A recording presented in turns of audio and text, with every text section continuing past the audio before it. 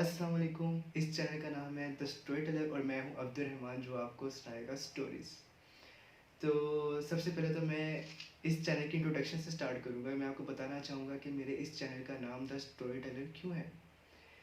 इस चैनल का नाम द स्टोरी टेलर मैंने सिर्फ इसलिए रखा कि कहीं ना मुझे ये महसूस होता था कि जो हम बचपन में अपनी नानी से या अपनी दादी से स्टोरीज सुना करते थे ना, बड़े मज़े मज़े की।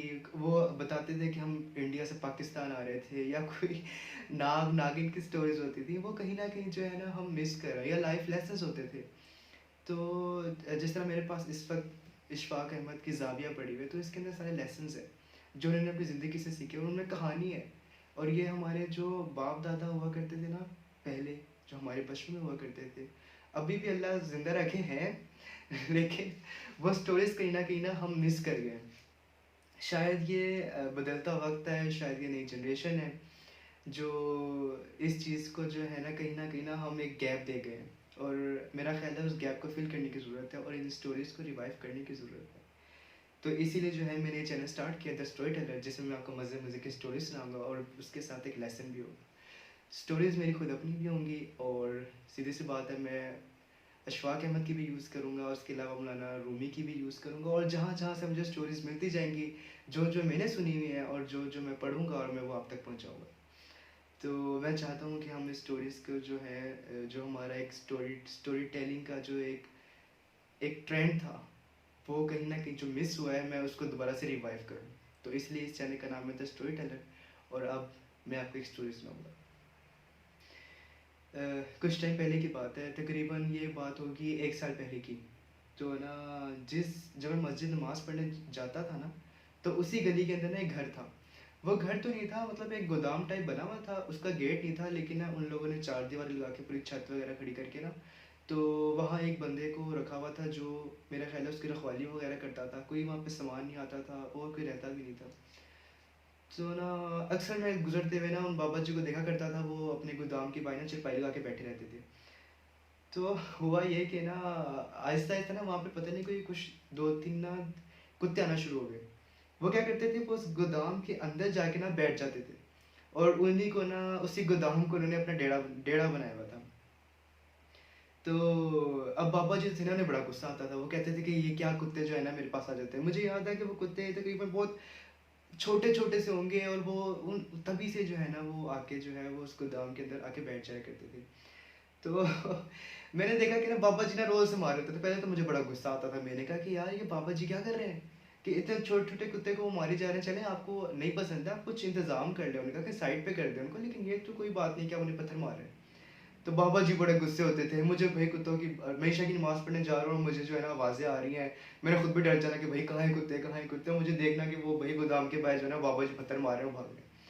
तो मुझे बड़ा होता था कि यार ये बाबा जी क्या कर रहे हैं। मुझे बहुत गुस्सा आता था। मैंने कहा कि यार ये बाबा जी को बिल्कुल भी तमीज़ नहीं है कि ये बाबा जी इतने कुत्ते को जो है ना ऐसे मारते हैं। बड़ा छोटा सा बच्चे हैं वो भी, और अभी से इनको पत्थर मार रहे हैं। कितनी गलत बात है, अल्लाह ताला को कितना गुस्सा आता होगा।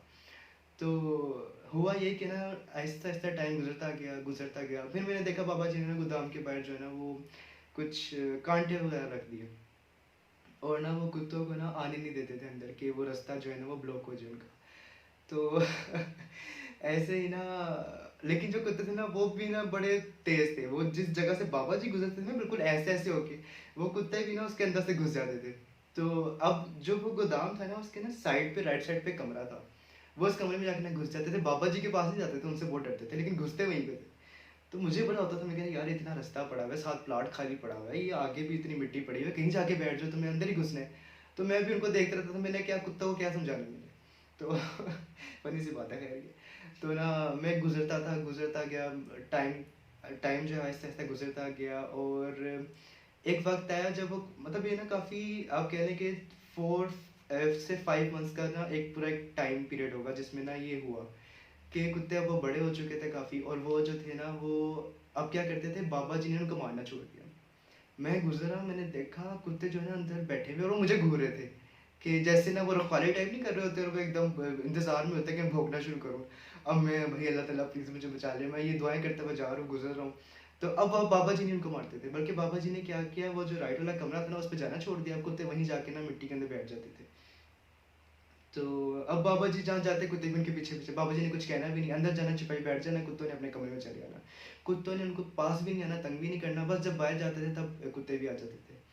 तो मुझे बड़ी हैरत हुई, मैंने कहा या अल्लाह ये क्या माजरा है, कि ये क्या हुआ क्या, ये तो कुत्तों को पीछे, ये तो दुश्मन था इनका, तो इसने तो साथ इनको दोस्त बना लिया। तो अब देखें ये जो स्टोरी मैंने आपको सुनाई ना, इसका एक लेसन भी है। सीधी सी बात है कि हर स्टोरी का एक लेसन होता है, हर स्टोरी का एक मोरल होता है। तो ये भी एक ऐसी स्टोरी है जो बड़े मज़े की, जिसके पीछे अपना लेसन है, जो मुझे भी नहीं पता चला था, लेकिन अल्लाह ताला ने बता दिया, आप ये समझ लें बस।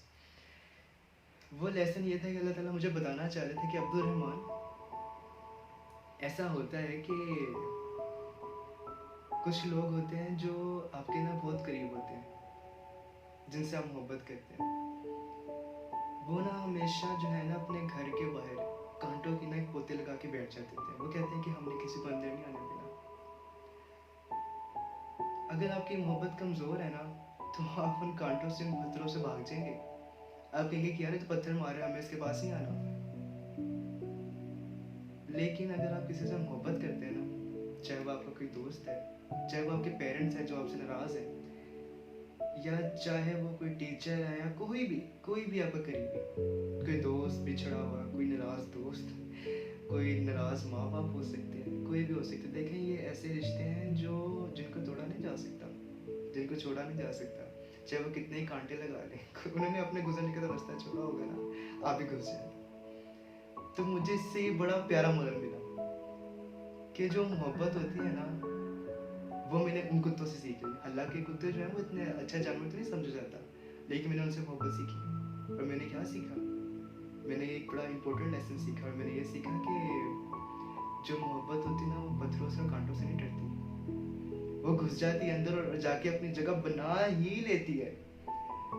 और यही लेसन है जो मुझे आज, एक छोटा सा लेसन है ये, मैंने एक बहुत छोटी सी स्टोरी सुनाई है आपको, ताकि जो है, क्योंकि बिल्कुल स्टार्ट इंट्रोडक्शन है, मैंने कहा आपको एक बड़े मज़े की स्टोरी सुनाऊं, और बिल्कुल छोटी भी रखूँ उसको, इसलिए मैंने एक छोटी सी स्टोरी सुनाई आपको कि देखिए कितना प्यारा लेसन है इसके अंदर, कितना मज़े का लेसन है इसके अंदर, कि मोहब्बत जो होती है वो कांटों से नहीं डरती, ना पत्थर से डरती है। मोहब्बत जो होती है वो बस जाके अपना डेरा डाल देती है कि यार ये शख्स मुझे अपने दिल में क्यों नहीं घुसने दे रहा, घुस जाओ घुस जाओ घुस जाओ। वो कहता है नहीं, भाग यहाँ से भाग, पत्थर मारते आपके पीछे आते हैं, आपको डंडे मारते हैं, आपके लिए कांटे लगा देते हैं, आप कहते हैं नहीं मुझे जाना है तो यहीं जाना है, आप पीछे नहीं हटते। जो पीछे हट जाते ना, मैं कहता हूँ कि वो मोहब्बत ही नहीं करते। मोहब्बत इसका नाम नहीं है, मोहब्बत पीछे हटने का नाम नहीं है, मोहब्बत घुस जाने का नाम है।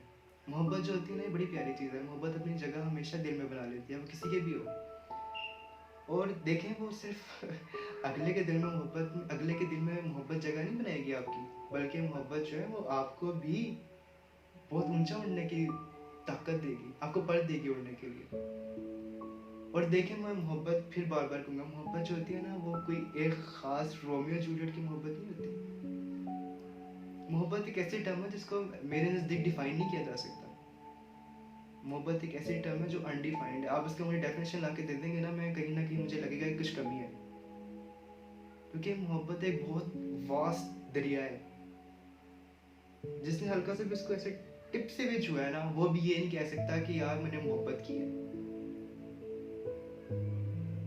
मोहब्बत बहुत मजे की चीज़ है। तो आज का लेसन यही था, और मैं इसी पे ख़त्म करूँगा। मैं ग्रोमिंग का एक कोटेशन जो है वो आपको बताना चाहूँगा कि only from your heart you can touch the sky. तो मोहब्बत करें और घुस जाए अंदर और अपना डेरा बना लें। Thank you so much. Subscribe और लाइक ज़रूर कीजिएगा। अल्लाह हाफिज़।